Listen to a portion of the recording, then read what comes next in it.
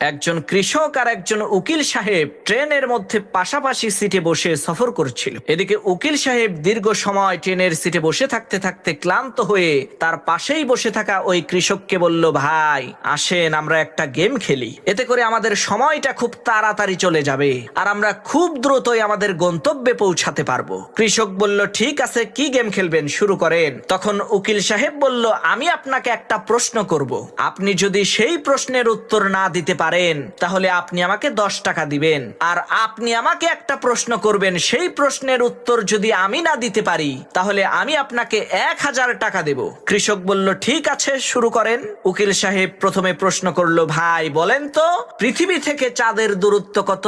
উকিল সাহেবের এই প্রশ্ন শুনে কৃষক কোনো কথা না বলে চুপচাপ পকেট থেকে 10টা টাকা বের করে সেই উকিল সাহেবকে দিয়ে দিল।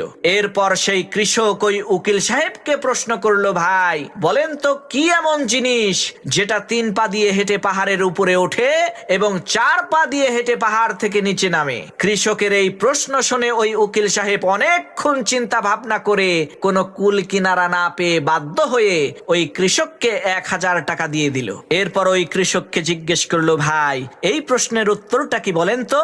তখন ওই কৃষক পকেট থেকে 10টা টাকা বের করে ওই উকিলের হাতে দিয়ে বলল, ভাই এই যে নেন আপনার 10 টাকা। উকিল সাহেব অবাক হয়ে বলল, ভাই 10 টাকা দিলেন কেন?